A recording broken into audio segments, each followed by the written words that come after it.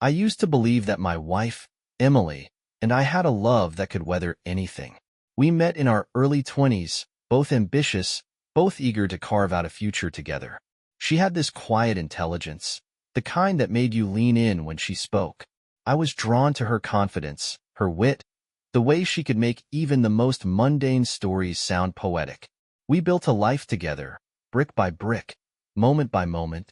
14 years of marriage, one house, 2 kids, and what I thought was an unshakable bond. Our life was comfortable, not extravagant but filled with meaning. We took family trips to the mountains, spent Sunday mornings making pancakes with the kids, and curled up on the couch to watch old movies long after they had gone to bed. I worked as an architect, often lost in blueprints and deadlines, while Emily was a freelance writer, pouring her thoughts into articles and novels from the quiet of our home office. She was the creative one, the dreamer.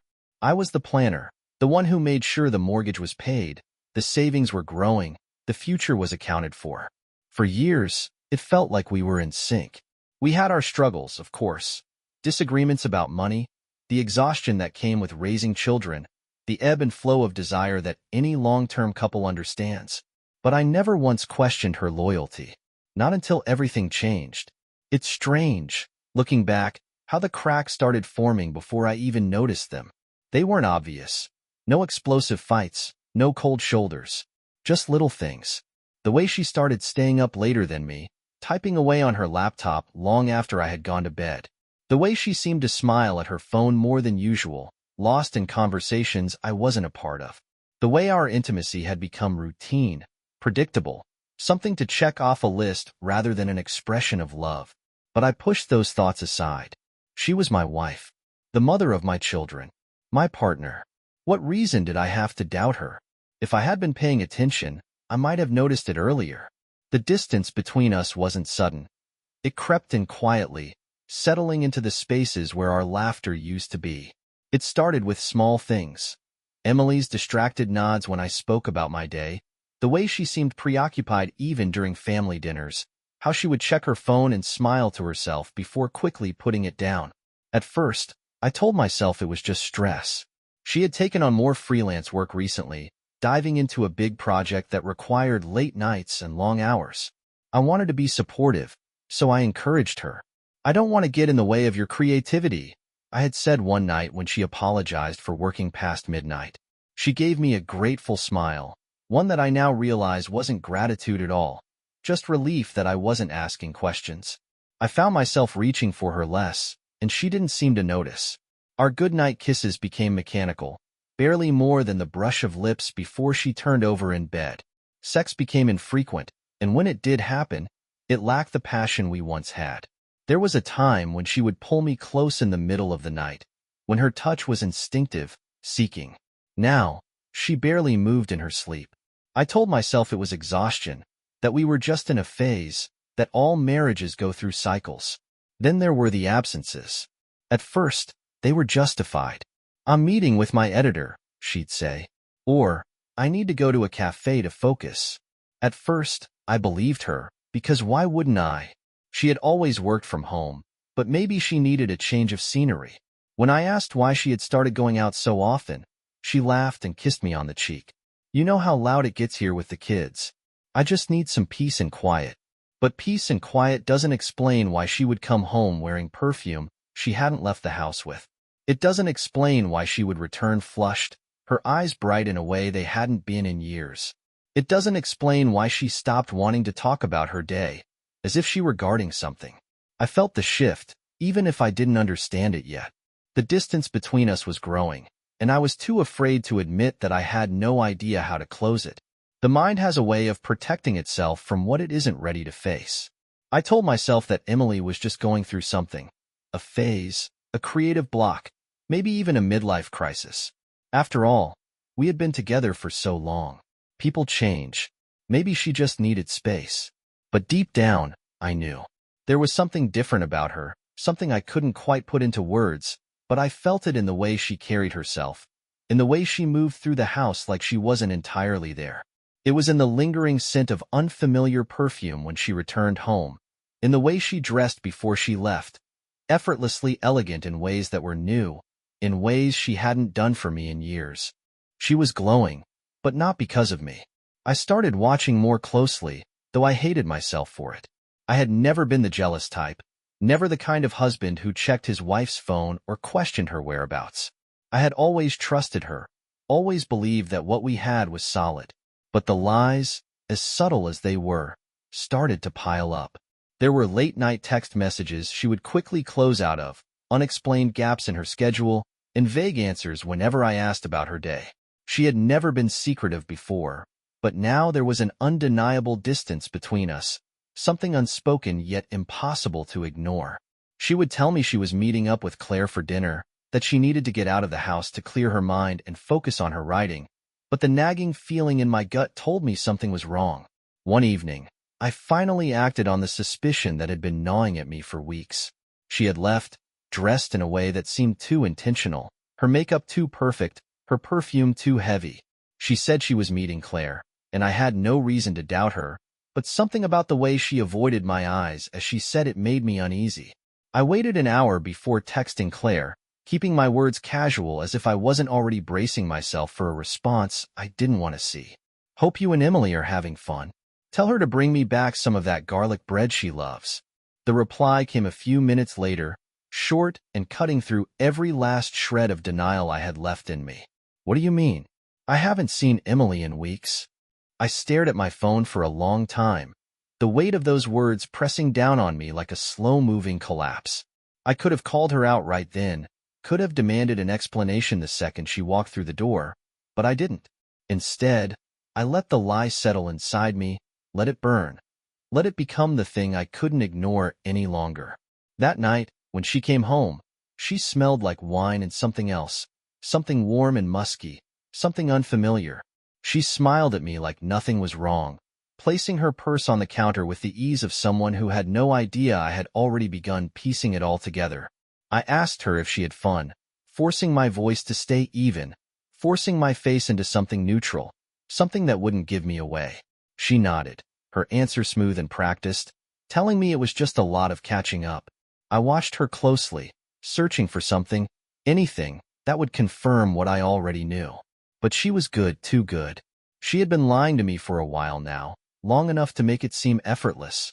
I said nothing, because at that moment, I wasn't ready to face the truth. But I knew. I had known for a while now. I don't remember the exact moment I decided to start digging, but once I did, there was no turning back. A part of me wanted to stay in denial, to keep pretending that everything was fine, that Emily was just distant because of stress or work, or something that had nothing to do with me.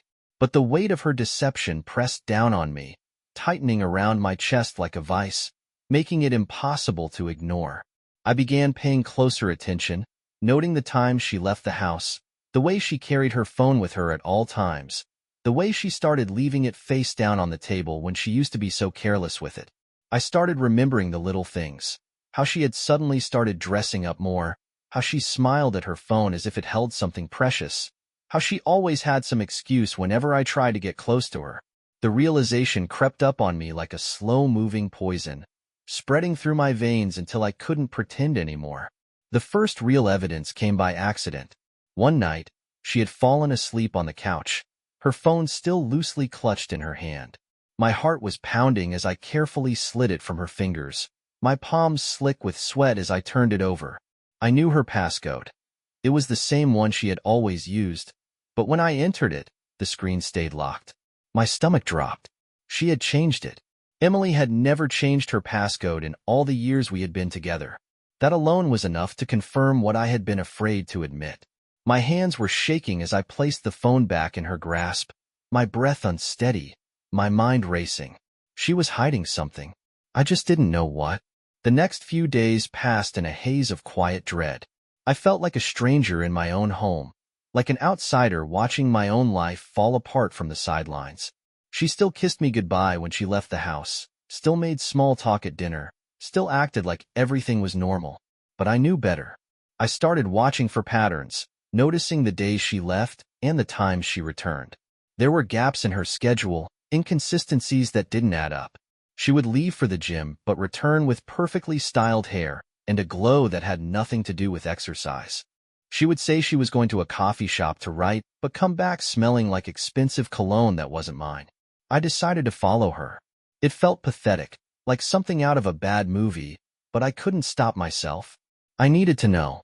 I waited until she left one evening, dressed in that same deliberate way, her perfume lingering in the air as she shut the door behind her. I gave her a 10-minute head start before grabbing my keys and following. My heart was pounding so hard I could hear it in my ears, my hands gripping the steering wheel so tightly my knuckles turned white. I didn't know what I expected to find. Maybe I still wanted to be wrong. Maybe I wanted to catch her doing something innocent so I could laugh at myself for being so paranoid. But when I saw her pull into a hotel parking lot, all my denial shattered. She wasn't meeting a friend. She wasn't riding in a cafe. She was meeting someone. I sat there in my car, my breath shallow, my hands clenched into fists as I watched her step out and straighten her dress, smoothing it down with the kind of nervous excitement I hadn't seen from her in years.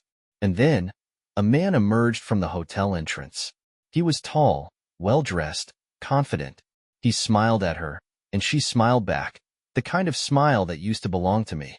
I felt something inside me break as I watched her walk toward him, her steps light, almost eager.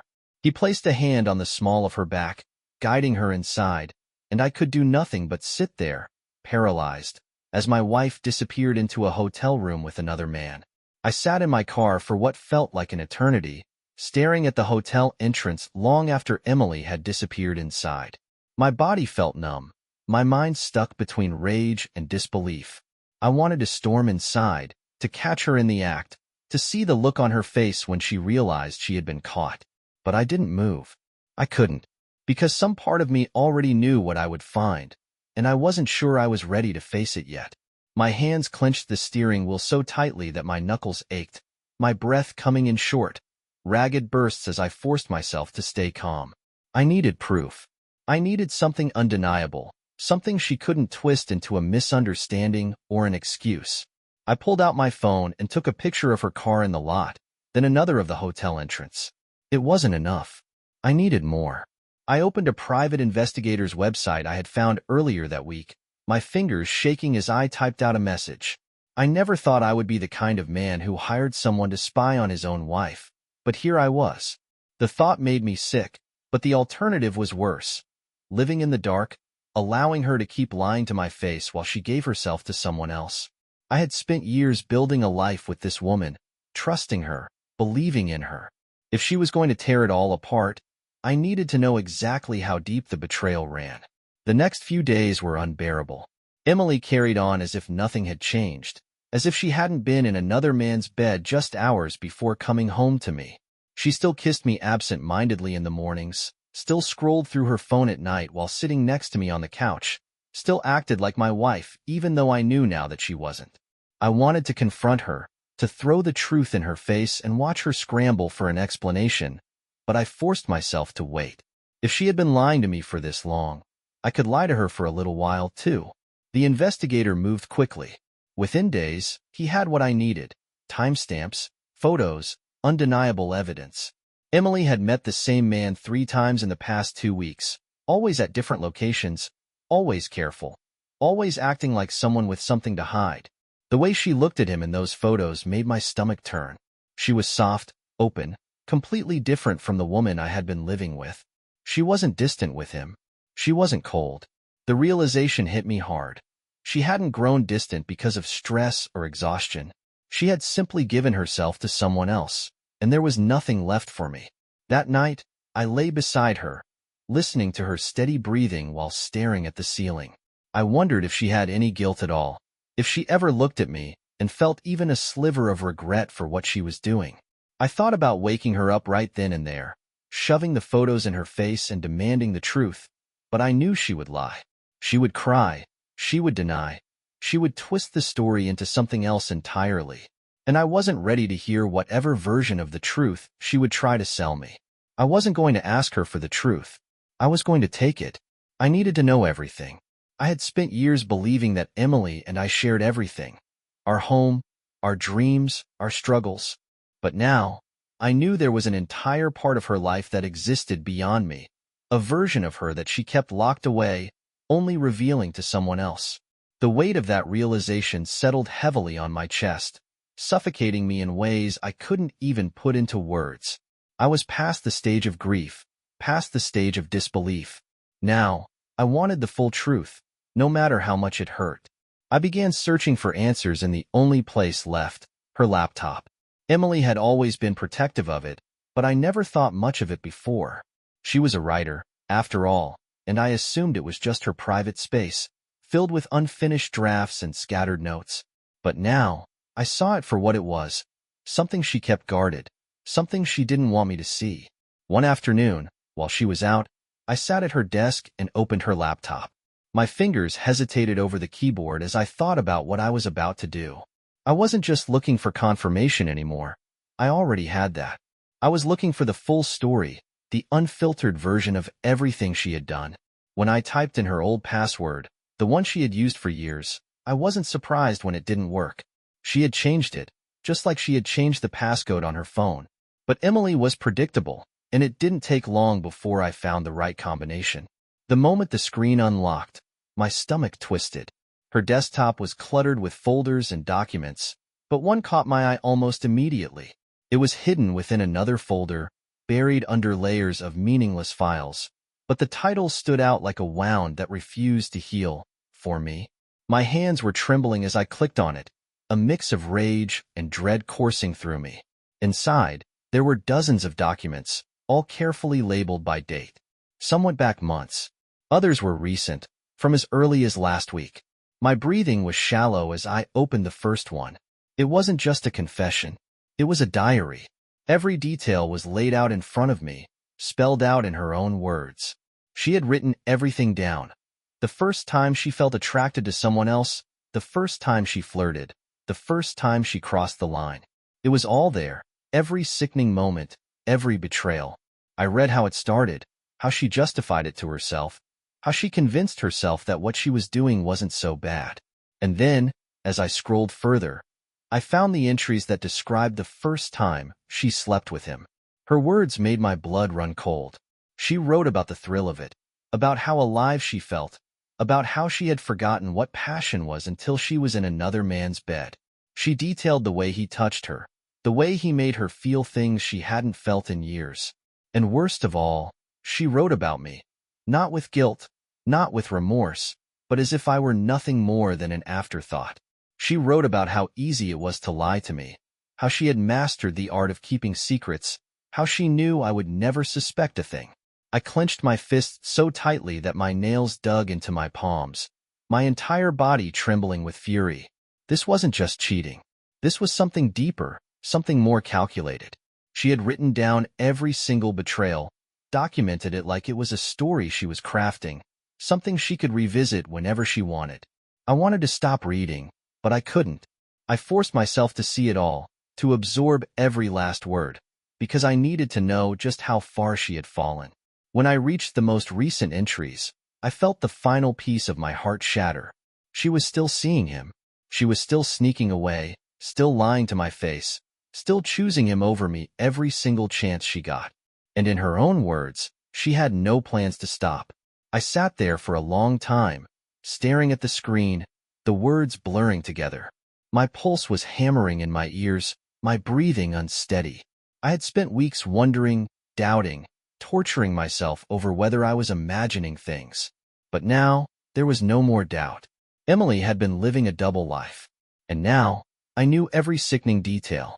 I closed the laptop, my movements slow and deliberate. My hands were steady now. The rage had settled into something cold, something sharp. I had wanted the truth, and now I had it. The only question left was, what was I going to do with it? I closed her laptop and sat in silence, my fingers still curled into fists, my breathing shallow but steady. The weight of what I had just read pressed down on me like a crushing force, but instead of feeling panicked or lost, I felt something else entirely. A quiet, controlled rage. No more doubts, no more second-guessing, no more hoping that maybe, just maybe, this was all a misunderstanding. The truth was right in front of me, typed out in her own words, immortalized on a screen she thought I would never see. She had planned everything carefully, but she had made one mistake. She never considered that I would find out. She had convinced herself that I would always be in the dark, that I was too blind, too trusting, too comfortable in our marriage to ever question her. That's what made it so easy for her to keep going, to document her betrayals like a personal diary, to write about the ways she had deceived me without a shred of guilt. I wanted to wake her up right then and there, to drag her out of bed and make her explain every sickening detail she had written down. I wanted to see the look on her face when she realized she had been caught, when she realized the game was over. But I didn't. Not yet. I wasn't going to give her the chance to spin a new lie, to cry, to beg, to make me question what I already knew. If she thought she could play me for a fool, she was about to learn just how wrong she was. That night, I slept in the guest room, not because I was too broken to be near her, but because I couldn't stand the thought of lying next to her, listening to her breathe, knowing she had been moaning another man's name just days ago. I didn't sleep much. My mind was racing, going over every possible way I could expose her, every way I could make her feel even a fraction of the humiliation and pain she had put me through. Confronting her wasn't enough. A screaming match wouldn't satisfy me. I needed something final, something she wouldn't recover from. The next morning, she woke up as if nothing had changed. She greeted me with a soft, lazy smile as she walked into the kitchen, stretching as she poured herself a cup of coffee. I watched her carefully, studying every movement, every little habit I had once found endearing. The way she tucked her hair behind her ear, the way she hummed to herself while stirring her coffee. She was so relaxed, so completely unaware that the walls were about to come crashing down around her. "Did you sleep okay?" she asked, glancing at me over the rim of her cup. I nodded. "Yeah, just needed some space." She smiled again, completely oblivious. "I get it. You've been stressed lately." I almost laughed. I've been stressed? If only she knew. But I wasn't going to give myself away. Not yet. Instead, I played along, keeping my voice neutral, my expression unreadable. I even kissed her cheek before heading out the door, just like I always did. She had no idea that I had already seen every disgusting detail of what she had done. She went about her day as if nothing was wrong, completely unaware that I had spent the entire morning preparing for the moment she would walk back through that door. I packed up her clothes, her shoes, her bags, every last piece of her that had ever occupied our home. I didn't fold them neatly. I didn't handle them with care. I shoved everything into garbage bags, piling them near the window, waiting. Then, I went to her laptop one last time. I made a copy of her files. Every single entry, every disgusting word she had written about her affairs, every smug little confession she had typed out, thinking no one would ever read them. It wasn't just for me. It was for leverage, for control. Because the moment she walked through that door, I was going to take everything from her, the same way she had taken everything from me. By the time evening rolled around, I was sitting on the couch, waiting. The rage inside me had settled into something colder, something more precise. She thought she had gotten away with it. She thought she was untouchable. But she was wrong. So very, very wrong. The house was silent, but inside me, there was a storm brewing. I sat in the living room, motionless, my hands resting on my knees, my mind completely clear for the first time in weeks. The waiting was almost over. I had spent the entire day preparing, methodically erasing every trace of Emily from my home. Her clothes, her shoes, her personal belongings. I had shoved them into garbage bags and stacked them by the window, ready for what was to come. I had made copies of her secret files, ensuring that I had every word, every confession she had written down. The evidence wasn't just for me. It was for her to see that I knew everything. No denials, no excuses. This wasn't going to be a conversation. It was going to be a reckoning. The hours crawled by, but I didn't move, didn't flinch. I just sat there, staring at the front door, waiting for the moment she would walk through it, completely unaware that her world was about to collapse. The thought of her laughing with him, of her still believing she was safe in her deception, fueled the cold fury inside me. She thought she had been careful. She thought she had covered her tracks. She thought she was smarter than me. But she wasn't. Then, finally, the lock turned. The door creaked open, and there she was, humming softly to herself as she stepped inside, setting her purse down on the entryway table like she had done 1,000 times before.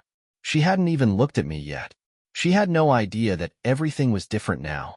I let the silence stretch, let the weight of my presence settle into the air before I finally spoke, my voice unervingly calm. I know everything. She froze mid-step, her body stiffening before she slowly turned to face me. The color drained from her face the moment she saw my expression. For the first time in months, she wasn't in control.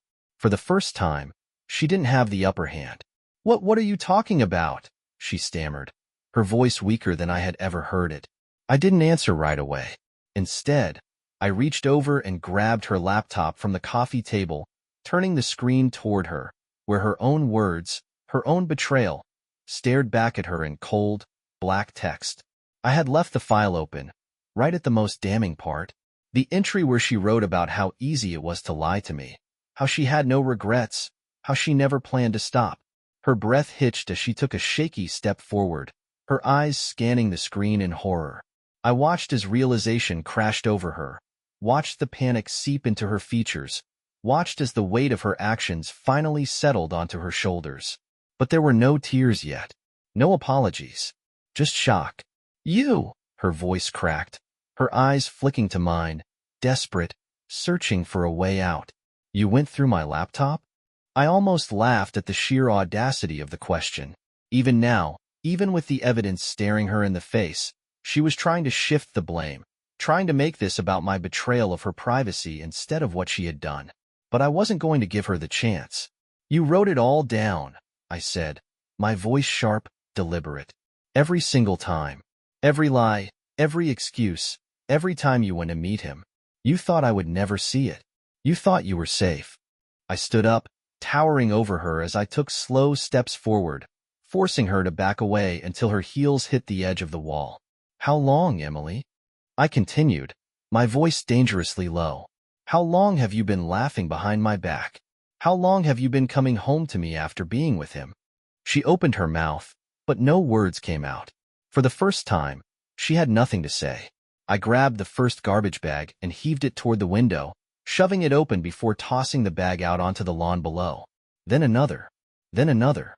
She watched in stunned silence as her belongings, the life she had built inside this home, were thrown out like they were nothing. Because that's what they were now. Nothing. "You don't live here anymore," I told her, my voice cold, final. "You lost that right the moment you decided to crawl into another man's bed." Tears finally welled in her eyes, but I felt nothing. No pity, no hesitation, just a deep, unwavering satisfaction as she finally realized that this wasn't something she could talk her way out of. "Please," she whispered, her voice barely audible. "We can fix this. Get out." She flinched, her breath hitching, her entire body trembling as she realized that there was no bargaining, no pleading that would change this. She had destroyed everything, and now she had to face the consequences. And then, with one last look at me, she did the only thing she could do. She ran. She ran out of the apartment in nothing but a robe, her bare feet slapping against the hardwood as she stumbled onto the landing, her breath coming in short, frantic gasps. I followed at a steady pace, unbothered, unaffected by the panic that had finally overtaken her. She had spent months lying to me, deceiving me, laughing behind my back, and now the weight of her choices was crushing her. But I wasn't done yet. I walked to the open window where her things lay scattered across the lawn. Clothes, shoes, bags, meaningless little trinkets. Everything she had once brought into this home was now nothing more than debris under the cold evening sky. I turned back to her, watching as she clutched the front of her robe with trembling fingers, her breath hitching in disbelief. "You're insane," she choked out, her voice barely above a whisper. "You're actually insane." "No, Emily," I said, my voice calm, steady. "I'm just done." She took a step forward, as if she still thought she had some control, as if she could still find a way to turn this in her favor. "I didn't mean for this to happen," she whispered. "I never wanted to hurt you." I almost laughed. Never wanted to hurt me? She had documented her betrayals like a twisted memoir, written down every secret, every lie, every time she snuck away to be with him. She had done it without guilt, without hesitation, and now that she was facing the consequences, she wanted me to believe she hadn't meant for any of this? I stepped closer, lowering my voice so that every word struck like a blade. You wrote about it, Emily. Every detail. Every moment you were with him. You put it all down like it was something to be proud of. I let the words sink in, watched as fresh tears welled in her eyes, but I didn't stop. You wrote about how easy it was to lie to me. You wrote about how much you wanted him, how much better he made you feel, how you had no plans to stop. She sucked in a shaky breath, her eyes darting toward the laptop still open on the coffee table, the screen glowing with her own words, her own confessions. She tried, but nothing came. There were no excuses left to make. She had expected to keep both lives, to have me as her stability, her comfort, while indulging in her own selfish desires. She thought she was untouchable, that I would never find out, that I would never do anything about it. But now, as she stood there, barely holding herself together, she finally understood. She had lost. She turned toward the stairs, no doubt thinking she could escape the humiliation waiting for her outside. But I wasn't finished. I stepped forward, blocking her path, forcing her back toward the open door. No, I said, my voice sharp, unyielding. You don't get to hide from this. You don't get to pretend that this didn't happen. Her face was streaked with tears now, her body shaking. Please, she whispered. I didn't move. I didn't speak. I just tilted my head toward the door, a silent command. She hesitated for only a second before she realized she had no choice. With slow, hesitant steps, she walked onto the balcony and down the stairs, her arms wrapped around herself as if she could somehow shield herself from the cold air, from the reality of what she had done. The moment she stepped onto the lawn, she saw it. Her things scattered in a pathetic pile beneath the window. A few of our neighbors had already gathered, watching with open curiosity, some whispering, some simply staring. She froze, her breath coming in shallow gasps, her hands trembling at her sides. I leaned against the railing, watching the scene unfold below. There's your life, Emily, I said, right where it belongs. Her shoulders shook, whether from the cold or from humiliation. I didn't know. I didn't care. She had made her choices. She had thought she would never get caught, that she could live in her own selfish fantasy forever. Now she had to face the consequences. She bent down, hurriedly grabbing at her belongings, trying to gather them in her arms. But it was futile. She was a mess, robes slipping from her shoulders, her hair wild, her movements frantic. The confident, deceitful woman who had spent months lying to me was gone. All that remained was a broken, humiliated wreck. And for the first time in a long time, I felt something close to peace. I watched her from the balcony, her figure hunched in the dim evening light, scrambling to gather the remnants of the life I had just ripped away from her. Every time she reached for a piece of clothing, another would slip from her grasp, tumbling onto the damp grass. She was frantic, desperate, her fingers trembling as she tried to clutch onto something, anything that would give her a sense of control. But there was no control left for her. Not anymore. The neighbors stood in silent fascination, their hushed whispers drifting through the cool night air. Some had their arms crossed, judgment written plainly on their faces.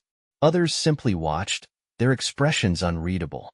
I wondered if any of them had suspected, if they had noticed the signs before I did. It didn't matter now. They knew the truth, just as I did. And Emily, she had no place left to hide. She looked up at me then, her eyes wide and pleading, her robe slipping from one shoulder. For years, those eyes had been my home, my comfort, the place I had turned to for love and reassurance. Now, they were nothing more than empty windows into a stranger's soul. I felt nothing for her anymore. No anger, no sadness, not even satisfaction. Just indifference. Please, she mouthed, her voice lost beneath the weight of the moment. I didn't respond. What was there left to say? She had documented every betrayal, recorded her infidelities like they were chapters in a novel she was writing for herself. She had lied so easily, so effortlessly, convinced that she would never face the consequences. But here she was, reduced to nothing more than a woman on the street, with nothing but a pile of clothes and shattered dignity to her name. A taxi pulled up along the curb, its headlights cutting through the darkness. She glanced at me once more, as if hoping I would change my mind, as if I would suddenly decide to take it all back. But I simply crossed my arms and leaned against the railing, unmoved. The driver stepped out, his expression blank as he glanced between her and the mess she had made. Emily fumbled to gather the last of her things, stuffing them into her arms in a graceless heap before finally rising to her feet. She didn't say goodbye. She didn't beg. She just turned away, her movements stiff, mechanical, as she staggered toward the cab. The driver held the door open, and she climbed inside, disappearing into the shadows of the back seat. I watched as the car pulled away, its red taillights glowing like embers in the night, before finally vanishing around the corner. And just like that, she was gone. The crowd outside slowly dispersed, some shaking their heads, others giving me one last glance before retreating into their homes. I stood there for a moment longer, staring at the empty street, listening to the quiet hum of the city beyond. I had imagined this moment so many times, had played out the confrontation in my head over and over again. But now that it had happened, there was no grand sense of victory, no overwhelming rush of vindication. Just silence.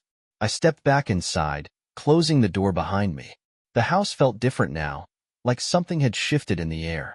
Lighter, cleaner, as if, for the first time in months, I could finally breathe again. Emily was gone, and I was free. The silence of the house was unfamiliar, almost unsettling. For years, it had been filled with the echoes of her voice, the quiet hum of her presence in the background of my life. Now, there was nothing. No footsteps padding softly down the hall, no distant sound of her typing away in her office, no scent of her perfume lingering in the air. She was truly gone, and for the first time in a long time, I was alone. I stood in the center of the living room, staring at the empty space where her belongings had once been. The couch where we used to sit together, the kitchen where we shared late-night conversations over glasses of wine, the bedroom where we once made love. It all felt foreign now, as if it had belonged to another life, to another man who had been too blind to see what was happening right in front of him. That man no longer existed. I made my way to the laptop still open on the coffee table. Her words stared back at me, the final, undeniable proof of everything she had done. I hovered over the files for a long time, my fingers grazing the keyboard, debating what to do. A part of me wanted to send them to everyone she knew, to her family, her friends, even to the man she had thrown everything away for. Let them all see the truth of who she really was. But as I sat there, staring at the screen, I realized I didn't need to. She had already destroyed herself. I didn't have to ruin her reputation. She had done that on her own. I didn't have to tell the world who she was. She was already living with the consequences. There was no need for revenge, no need for further action. She had lost her home, her stability, her safety. That was enough. With one final breath, I deleted everything. Every document, every confession, every sickening detail she had written about her affairs. It no longer mattered. I had my closure. I shut the laptop and leaned back, exhaling slowly as the weight of the past few months finally settled in my chest. I wasn't angry anymore. I wasn't even sad. I just felt empty, like a chapter had ended, and now I was staring at the blank pages of whatever came next. The days that followed were quiet. The whispers around the neighborhood eventually died down. The texts from mutual friends checking in on me became less frequent. I didn't respond to most of them. I wasn't interested in reliving the story, in explaining myself, in playing the role of the betrayed husband over and over again. I just wanted to move on. I went back to work. I started going to the gym again, not to escape, but to rebuild. I focused on small, mundane things, cleaning out the closet, rearranging the furniture, throwing away things that reminded me of her. Little by little, I erased the life we had shared, replacing it with something new, something that belonged only to me. And then, one evening, I stood by the same window where I had watched her world fall apart, looking out at the empty street below. No more tears, no more questions, no more waiting for answers that no longer mattered. She was gone. Our marriage was gone. But I was still here. And for the first time in a long time, I wasn't drowning. I was surviving. And soon, I would be living.